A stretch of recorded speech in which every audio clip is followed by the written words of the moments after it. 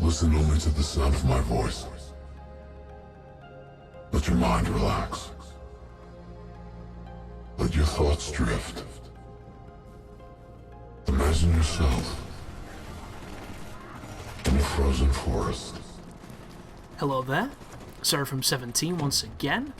As you can tell by that incredibly brutal kill scene just there from the Raps, this is my Black Ops 3 realistic difficulty walkthrough. This is Mission 7, it is Rise and Fall. And I sure hope that you like questionable checkpoints, because the middle part of this video is a walking, living nightmare. It really is baffling how it works. Ridiculous if it works poorly for you, or potentially amazing depending on how you manage to choreograph the sequence, shall we say. So the first fight here is a pretty standard shoot the dudes in the dude zone of Dudeville and then get on with it. And I'm currently looking for a gun to swap my pistol for. My team's doing a lot of work. I'm waiting for my abilities to charge and I'm going to use them now to get rid. At the moment, however, it's robots, so I should be using Immolation. Which, if you've ever played Final Fantasy X, you'll have an interesting perspective on that word. This section right now is not much of anything. It's just going to be shooting, using abilities, and getting the job done.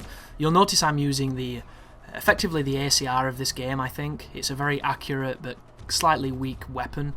It's a fun gun, and I do like it, but I think it's a little too similar to a lot of the stuff I've used before.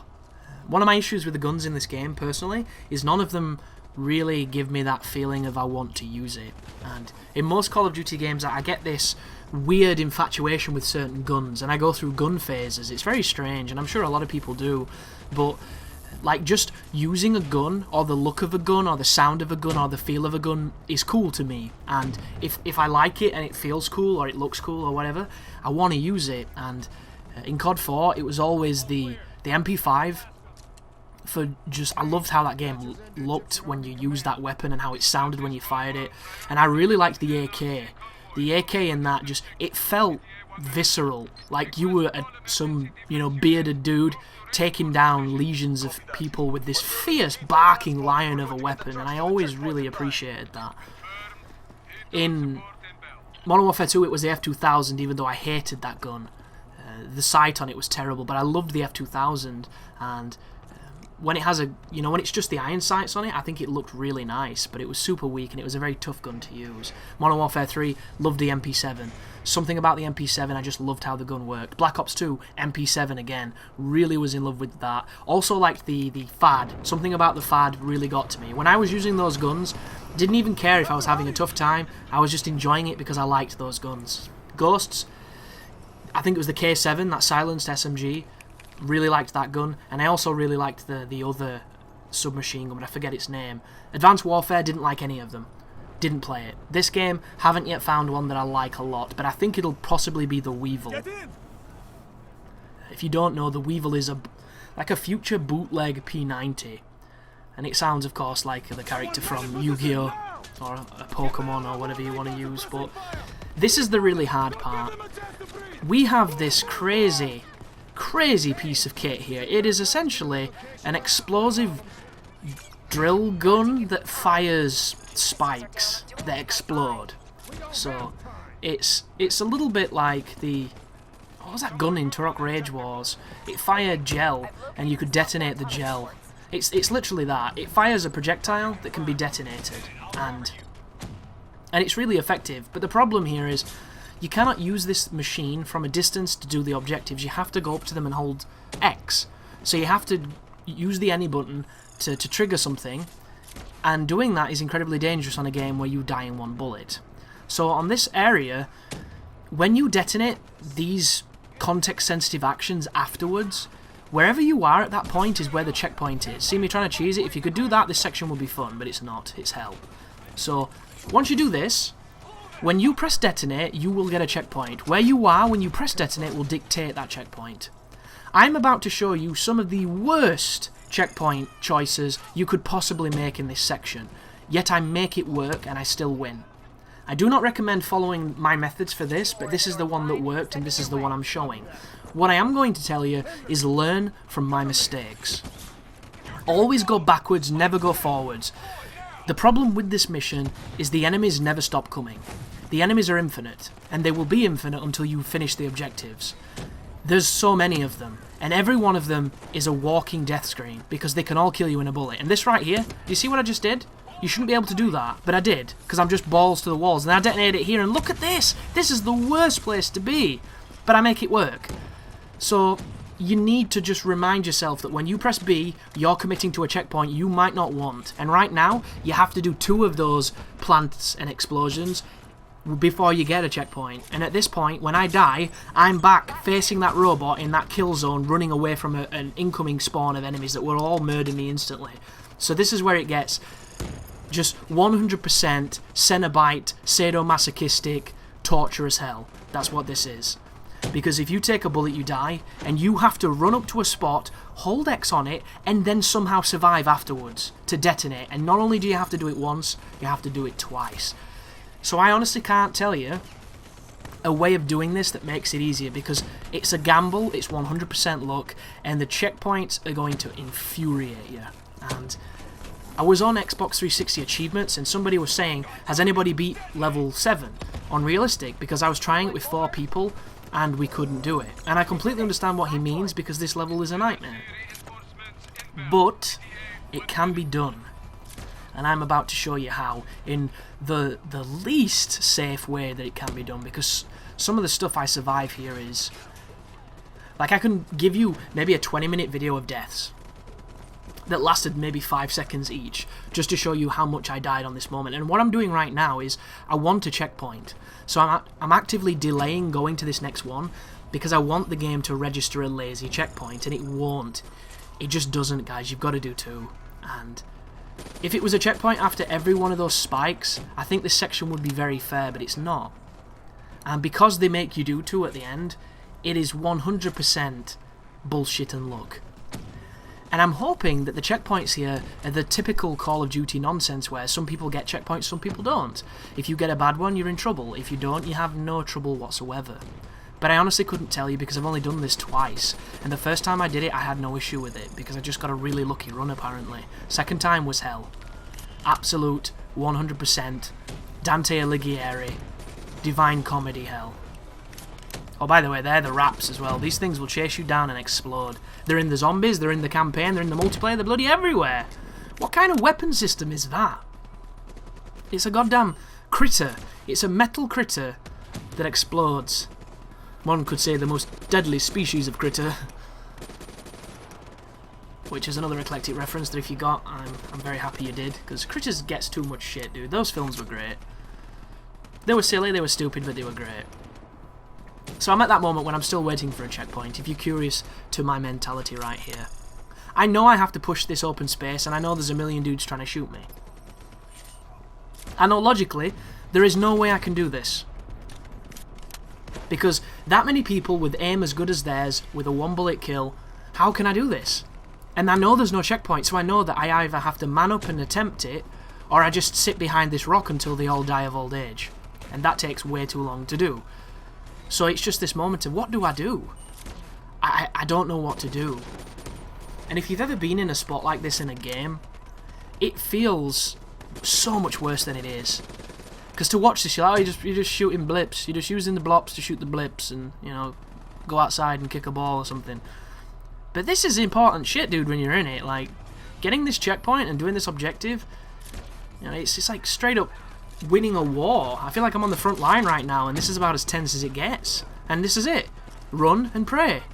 Do I get shot? Don't I get shot? And then watch this. I have to run forward because there's a grenade, and I detonate it there, which is on the wall where the enemies are spawning from. So I have a million dudes staring at me right now, all shooting at me, and I'm alive. And you might be wondering, wow, that looks easy. Oh, it's not. That one checkpoint alone must have killed me 40 times, getting from where I was then to where I am now. That one traversal section, spinning around, running away, if you die or not is up to them. Nothing to do with you. You can slide, you can jump, you can dub, you can rub a rabbit's foot, doesn't matter. 100% out of your control. You just grit your teeth and you pray. And I hate that. I hate saying that in a walkthrough. I hate even Hip is a made-up word. It's when you really hate another species of hominid. No. I hate that I have to say that, I really do. Because I should be able to tell you, here is this super cheesy, super amazing thing where you sit on this wall for 5 minutes and you throw one grenade and a satellite falls out the sky and kills everyone. I wish that existed. And I wish I could share it with you. But I can't. So instead we've got Criminal Minds SVU up there, Mariska Hargitainers all day, and we've got a ton of enemies in front of us, and we've got a pretty rough checkpoint coming on. And it's only rough because it's very difficult to see people in this terrain. And one of my subscribers mentioned that he had a lot of trouble in Egypt seeing people, and I know exactly what he means. Because the lighting on this game is realistic. At distance, there's a lot of glare sometimes, there's a lot of dust, there's a lot of atmospherics happening, and it generally means that you're kind of looking through a lemony zest for a lot of the moments. And if you're playing on a big TV, it's all brightly coloured, it can be very easy to lose your way on it. And I'm not one of those, MLG pro players who gets a very specific sized monitor with, the fastest response and everything. Although I would really like one of those and what have you. But I play on a big dirty telly, and I sit on a bed with no lumbar support, and it's the worst setup in the world, but it's mine, and it's the one I have to deal with at the moment until I get my office. And it's not optimum for anything really, other than lower back issues, which is why I try and lay down as much as I can and move around and stuff and stand up and go downstairs and back upstairs and what have you when I'm doing big sessions, because if I don't, I'll probably get attacked by a gangly vein of deep vein thrombosis, like liaras up my legs and shit, which is, I'm making a joke about it, but it's serious stuff, that. So, message to yourself, move your legs a bit, preferably quite a lot, preferably quite often, and hopefully you'll get away from that. And if you're driving, always try and rest and stop and have breaks and things. See, that was a drone. You can always tell, because what the fuck else would it have been? There's nobody here, dude. Where did you come from? I hate those drones. Absolutely hate them. Because they have a fully automatic assault rifle and it takes 2 shots to kill you. They're just arseholes. And they cheat too. They can fly through geometry when they want to. It's rare, but it happens. I've got video footage of those motherfuckers flying through a wall to get in a room to kill me. They didn't go through the door because I was at the door, staring at the door. They just came through the bloody roof, and there was no hole, I checked. I'm a master at spotting holes. Not a thing. But do you see what I mean when I said it's all glary and you can't see because the lighting and the dust and the lemony zest? It's cool, but it makes it super tough, and that's the good thing about having the DNI. The DNI does a lot of the work for you, but there are moments where the DNI fails. Like, it will straight up not detect certain people, and I would like it to be 100% accurate the whole time. Whenever it marks somebody, constantly keep them on the map, always mark people within a set distance, but it doesn't. And I can understand why it doesn't, because it would be ridiculously powerful. But that's the point. That is the whole point in this system. That's what makes this different to the previous campaigns. You have this wicked tech that slightly changes the game. Not in a fundamental way, but just in a theoretical way, because you're seeing so much information at once. It's not just, I'm going to rest my chin on any surface that will support it and use my forehead as a blaster, We're not mowing down stormtroopers. We're looking at dudes through walls. We're getting our... what it reminds me of? It reminds me of Syndicate. Is that what it's called, that game that Starbreeze made? That first-person shooter? That I really liked? Because there was a vision mode in that honeycomb vision mode that you could see through walls, and then you could use your guns to wall bang them. And it was a fantastic first-person shooter if you didn't play it. I loved it, and it had a really cool co-op too. And that's what it reminds me of this. A little bit late, but I appreciate it because it's the type of stuff that really resonates with me. Everybody seems to think that Call of Duty needs to go back to World War stuff, and I could not say anything stronger against that sentiment. Because everyone who's saying this are the people who didn't play the World War stuff. I don't understand that perspective at all. I can understand the nostalgia for something we haven't had for a while, but can you remember how fucking boring World War got? It got really boring.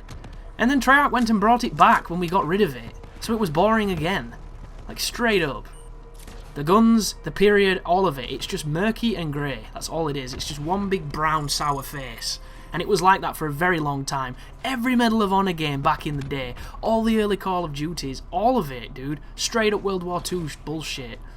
We did it for so long, and it was such a fatigue that when COD 4 came out, one of the reasons that game was so strong is because it was anything but trenches and Garens and fucking bolt actions and stuff, which I love that, don't get me wrong. I enjoyed those games, and I do enjoy it from time to time, but I do not want to go back.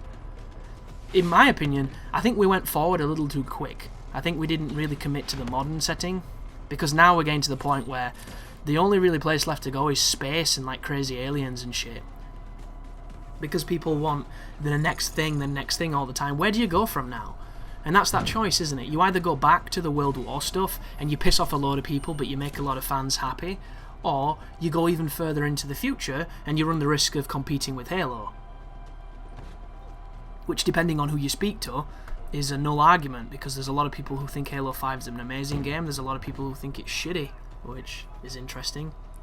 Because if you remember, it used to be about the whole COD versus Halo, didn't it? They come out very similar, they're always direct competitors, and although Call of Duty might have ruled the roost when it comes to, you know, making money, Halo was always considered as kind of the more skillful game, because its time to kill is much longer. So you need to keep that gun skill on the enemy for a longer duration to get the win, and headshots are way more important.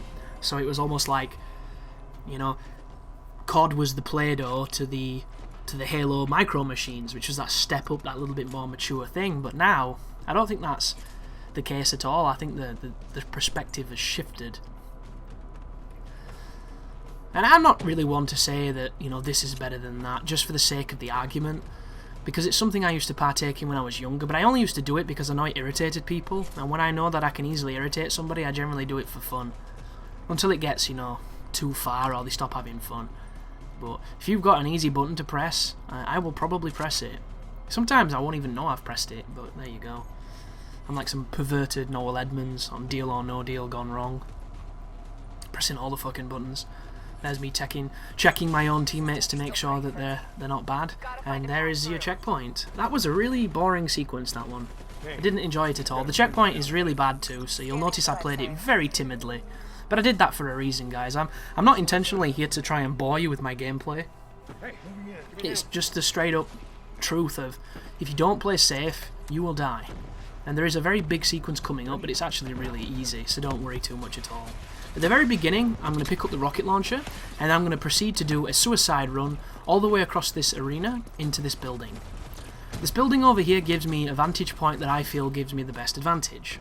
And it's also a spawn point, so be very careful of this little cupboard of doom. This room I'm in just then is a spawn point. But it's only a spawn point, I think, when you're not there. So, games work on a very specific logic system. They will assess the spawns that are available, and they will assess the distance from the player. And in the pursuit of being fair, usually they will spawn them away from you.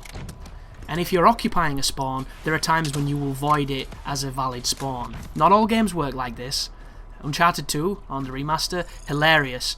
Standing in a spawn, immediately having 9 guys around you, and one of them just slaps your face with his cock and you die. Like straight up just brutal massacres. But in a lot of games, it's not the case at all. Something I need to mention here, guys, too. Remember how I said the last level wouldn't let me hack this robot? This level lets you. So if you have the ability to do advanced hacking here, remote hacking, you can hack this creature, and you can use it to kill the other one that turns up. You can even just make it suicide and make this sequence really quick. It's a very, very easy strategy, and it's super important.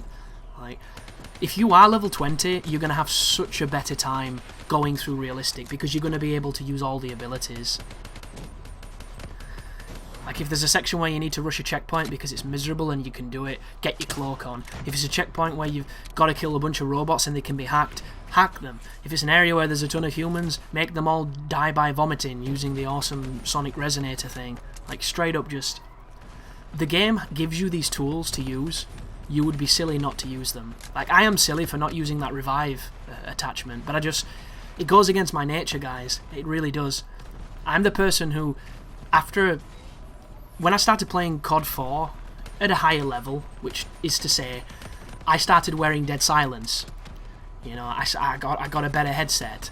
I stopped using Martyrdom and Last Stand. I got to a point where, I don't know if it's pride, I don't know if it's just silliness, honor, bushido, whatever you want to call it. There is an aspect of me when I play a game where I adhere to these values that are absolutely meaningless. And there are times when I wish I didn't, and there are times when I wish I could turn it off, but I can't. It's a very important part of who I am. Like, I go to my grandma's house, and I ask to go to her bathroom to use the toilet, because it's what I've always done, it's what I'll always do. And every single house I go to, friends, girlfriends, doesn't matter who it is, I will ask to go to the bathroom. Even when they get irritated at me and tell me to just go, I will still ask. Because you don't just turn off manners that are conditioned as strongly as mine are. You don't. It's not how it works. And I don't think that's a negative in any way, because I think, you know, when it comes to manners and it comes to respect, I think it's a very important aspect of society that some people just don't have. I do. And it translates a lot into games. I like to beat a game on its terms, even though, how does a game even have terms? It's not human. I'm anthropomorphizing, sorry. Essentially, this illusory concept of noughts and ones, and circuits and discs and things, lasers and polygons. It doesn't care what I think. It doesn't care what I hold myself to. It doesn't care. It just is. And for some reason I do this thing where I do care. Like, I don't know why. I don't know what it is. It's weird. I have one of those things, you know. Everybody's got that unique neurosis or flaw in their character, and that's one of mine. I'm terrible at asking for help. And I want to do things the way they're meant to be done. To prove I can. To myself. Not because I need to, but because I want to. And it's a very strange perspective. Like, there are a lot of people, when I make walkthroughs like this as early as I do, that call me like a champion and a maniac and things for doing this, you know, to forging the path of these difficulties before anybody's really covered them. Because a lot of people will, of course, use a walkthrough to get through a difficulty such as this. And the last thing on their mind is trying to do it without any kind of help, because they're not up to it. They don't feel that they can do it. I'm the opposite. I think everybody can do it. I just think you have to have that right mindset. And you have to hug cover and shoot through tiny gaps, like I'm doing right now. You just have to be a very particular type of person. And if you're not, you have to put yourself into the shoes of that person. You know? I always think of really silly things. Like, can you remember in Kickboxer, when Jean-Claude Van Damme had to kick that tree? And he didn't want to kick the tree, because it's, yo dog, I'm kicking a tree. Do you want me to break my leg? And then the dude's just, remember your brother. And it's the one thing he had to say that made him kind of ignore all the bullshit and just focus in and kick the tree until he broke it and did that horrible cut up his leg. I'm kind of like that. Like, straight up, I don't want to kick the tree, but I feel like I have to. And once I start kicking, I'm not stopping until I break my leg. And that is the end of that section, guys. And that's the end of the mission. So, thank you very much for watching, and I will see you in a very challenging mission coming up. You take care now.